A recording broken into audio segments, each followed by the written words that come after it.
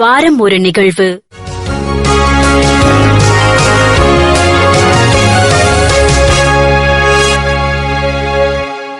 சர்வதேச தொழிலாளர் தினம். நாம் இன்று அனுபவிக்கும் அனைத்து உரிமைகள், வசதிகள் மற்றும் நவீன முன்னேற்றங்கள் என ஒவ்வொன்றிலும் கோடிக்கணக்கான உழைப்பாளர்களின் ரத்தமும் வியர்வையும் கலந்திருக்கிறது. அந்த உழைப்பினை மனதார மதிப்பதற்கும் அவர்களின் அடிப்படை உரிமைகளை உலகிற்கு நினைவூட்டுவதற்கும் ஒவ்வொரு ஆண்டும் மே மாதம் 1ஆம் நாள் அனைத்துலக தொழிலாளர் தினம் கடைபிடிக்கப்படுகிறது. கிறிஸ்தவ விசுவாசத்தின் அடிப்படையில் இன்று நமது தாய் திரு அவை தொழிலாளர்களின் பாதுகாவலரான புனித சூசியப்பரை நமக்கு முன்மாதிரியாக காட்டுகிறது. தச்சு தொழில் செய்து தனது வியர்வையையும் உழைப்பையும் இறைவனுக்கு காணிக்கையாக்கியவர் அவர். உழைக்கும் தொழிலாளர்களின் தந்தை என்று போற்றப்படும் அவர், உழைப்பு என்பது வெறும் பிழைப்புக்கான வழி மட்டுமல்ல,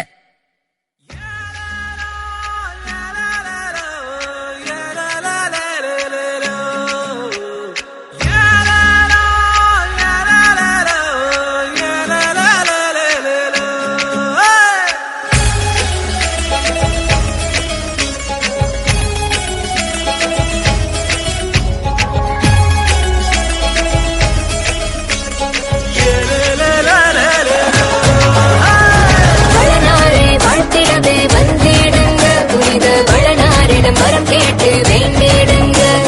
வளனாரை வாழ்த்திடவே வந்திடுங்க. புனித வளனாரிடம் வரம் கேட்டு வேண்டிடுங்க. வாழியவே வாழியவே வளர்ப்புகள் என்றும் வாழியவே. வாழியவே வாழியவே வளர்ப்புகள் என்றும் வாழியவே. வளனாரை வாழ்த்திடவே வந்திடுங்க. புனித வளனாரிடம் வரம் கேட்டு வேண்டிடுங்க.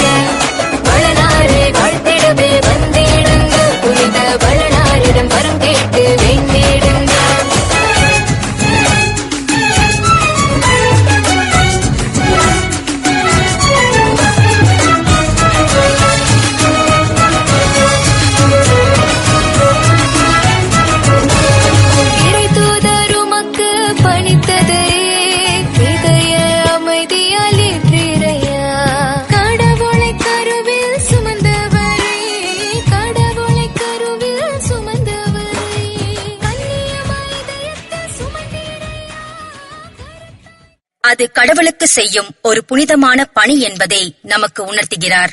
இந்த தினத்தின் வரலாறு 1886ஆம் ஆண்டு அமெரிக்காவின் சிகாகோ நகரில் தொடங்கியது.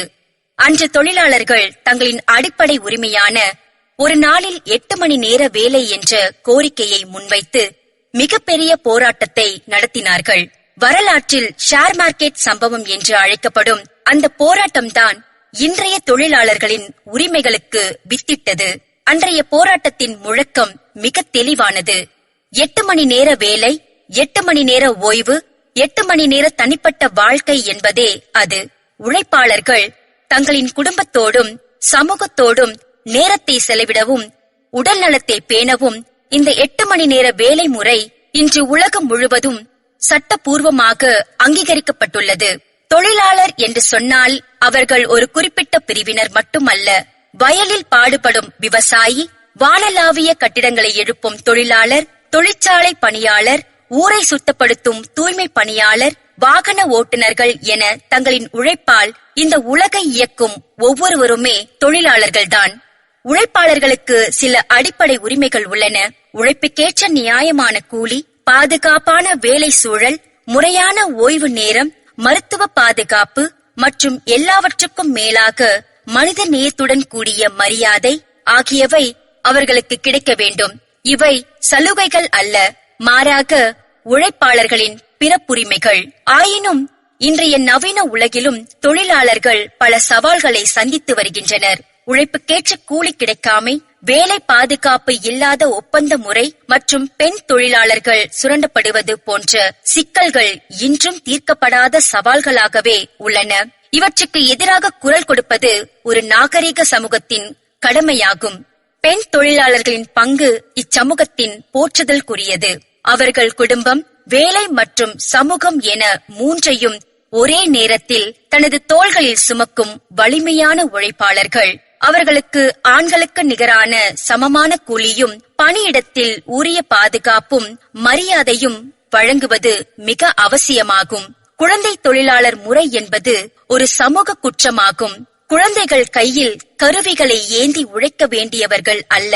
அவர்கள் பள்ளிக்கூடம் சென்று கல்வி கற்கவும் மைதானத்தில் விளையாடி மகிழவும் வேண்டியவர்கள். குழந்தை தொழிலாளர் முறையை வேரோடு ஒழிப்பது ஒவ்வொரு பொறுப்புள்ள குடிமகனின் கடமையாகும். தொழிலாளர் தினம் என்பது வெறும் விடுமுறைக்காக கொண்டாடப்படும் நாள் அல்ல. இது உழைப்பாளர்களின் தியாகங்களை நினைவு கூறும் ஒரு நாளாகவும் அவர்களின் உரிமைகளை குறித்த விழிப்புணர்வை மக்களிடையே ஏற்படுத்தும் நாளாகவும் அமைகிறது. ஒவ்வொரு தொழிலாளியும் தனது உரிமைகளை அறிந்து விழிப்புடன் இருக்க இது ஒரு நல்ல வாய்ப்பாகும். இந்தியாவை பொறுத்தவரை மே 1ஆம் தேதியை தொழிலாளர் தினமாக முதலில் கொண்டாடிய பெருமை நமது சென்னையை சேரும். 1923ஆம் ஆண்டு சிங்காரவேலர் தலைமையில் சென்னையில்தான் முதலாக இந்த தினம் அனுசரிக்கப்பட்டது.